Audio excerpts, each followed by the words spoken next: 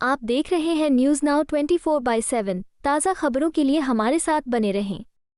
Band बाजा बारात gang की गिरफ्तारी पर क्राइम ब्रांच के एडिशनल सीपी संजय भाटिया का कहना है। क्राइम ब्रांच की एक टीम को जानकारी मिली कि कुछ लोग राजगढ़ एमपी से दिल्ली आते हैं और बच्चों की मदद से बैंक्वेट हॉल और शादियों में डकैती करते हैं। हमने 15 साल के किशोर समेत 4 लोगों को गिरफ्तार किया है।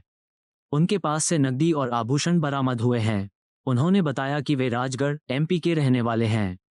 वे बच्चों को किराए पर लेते हैं और उनके माता पिता को 1 साल में 12 लाख रुपये देते हैं। शादियों में वे मेहमानों के रूप में पेश होते थे ताकि किसी को उन पर शक न हो। वे एक दिन में 2 से 3 डकैतियां करते थे और अपने गृहनगर लौट जाते थे। हमने इस गिरोह का भंडाफोड़ किया है और इसे बैंड बाजा बारात गिरोह का नाम दिया है। आगे की जांच चल रही है।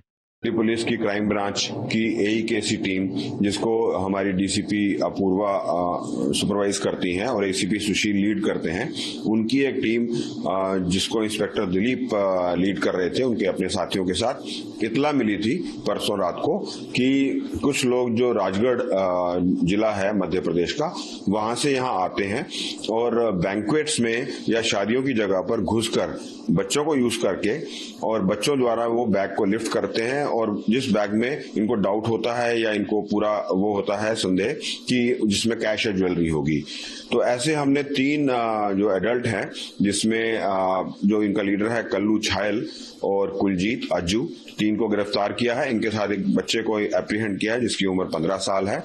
इन चारों को हमने जब सर्च किया तो इनके पास से 2,14,000 जो है वो नकदी कैश बरामद हुआ है और कुछ ज्वेलरी बरामद हुई है। आगे इन्वेस्टिगेशन में जो ये रिकवरी है ये कनेक्ट हुई है 3 केसेस में। एक केस तो शास्त्री पार्क का है, एक जीटीबी इंक्लेव का है और एक स्वरूप नगर का है। आगे पूछताछ में इन्होंने बताया कि ये राजगढ़ जिला मध्य प्रदेश वहां के एक गांव से हैं और वहां पर अपने पड़ोसियों से या अपने गांव वालों से बात करके उनके बच्चे को ये हायर करते हैं। 10 से 12 लाख रुपए सालाना देते हैं। बच्चों को यहाँ लाकर ट्रेन करते हैं, उनको सिखाते हैं, उनका ख्याल भी रखते हैं और फिर बच्चों के साथ कल्लू छायल मोस्टली शादी की जगह पर जहां बैंक्वेट हॉल है या कोई ऐसा एरिया है जहां फंक्शन चल रहा है, वहां घुसते हैं। वहां पे अपना अपीयरेंस, चूंकि ये बच्चा साथ होता है और खुद सूटेड बूटेड होते हैं, तो इनको एज ए गेस्ट लिया जाता है। ये होस्ट से बातचीत करते हैं, गेस्ट से बातचीत करते हैं, घुल मिल जाते हैं, खाना खाते हैं और बहुत कॉन्फिडेंटली मूव अराउंड करते हैं। फिर एक बैग को आइडेंटिफाई करते हैं जिसमें इनको शक होता है कि उसमें कैश और ज्वेलरी होगी। फिर ये बच्चे द्वारा उस बैग को पिक करवाते हैं और बैग को पिक करवा के एकदम से बाहर निकल जाते हैं। बाहर इनके जो बाकी गैंग्स के साथी हैं वेट करते हैं ऑटो में और ये उस बैग को लेके वहां से चंपत हो जाते हैं। एक दिन में 2-3 जगह ये शादियों में इस तरह की वारदात करके वापस अपने गांव चले जाते हैं कैश और ज्वेलरी लेकर। तो इस तरह एक बड़ा जो क्रिमिनल एक्टिविटी का गैंग था, जो जिसको हमने बैंड बाजा बारात गैंग का नाम दिया है, ये हमने बस्ट किया है और इनसे 2,14,000 कैश और बाकी ज्वेलरी बरामद हुई है। केसेस वर्कआउट हुए हैं। आगे की इन्वेस्टिगेशन जारी है।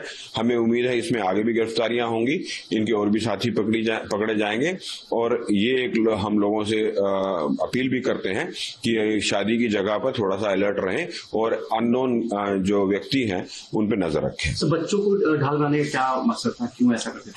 बच्चों को साथ लेकर ट्रेनिंग देकर बच्चों द्वारा बैग पिक करवाना, इनका 2 कारण थे। एक तो इनका जो अपीयरेंस होता था उस एरिया में, उस पर किसी को शक नहीं होता था कि एक फैमिली की तरह लगता था, एक सूटेड बूटेड आदमी है, एक बच्चा साथ में है, तो सभी लोग यही मानते थे कि ये गेस्ट लिस्ट का हिस्सा होंगे या होस्ट की तरफ से होंगे। तो एक इनका उस अपीयरेंस से उस एरिया में, उस एरिना में, उस जगह पर घुल मिल जाते थे और बगैर किसी को शक हुए। और बच्चे द्वारा ये बैग को पिक करवाते थे कि बस बच्चा अगर बैग के पास खेल रहा है, खड़ा है, तो जो बाकी जो उस बैग का जो होल्डर है या ओनर है वो अनअवेयर होता था और अलर्ट मोड में नहीं रहता था, क्योंकि बच्चा साथ होने पर किसी को शक भी नहीं होता कि वो बैग एकदम वहां से पिक हो जाएगा। और बच्चे से ये बैग पिक कराकर अपना काम आसानी से सफाई करके वहां से निकल जाते थे। आपको यह वीडियो पसंद आया हो तो इसे लाइक करें, हमारे चैनल को सब्सक्राइब करें।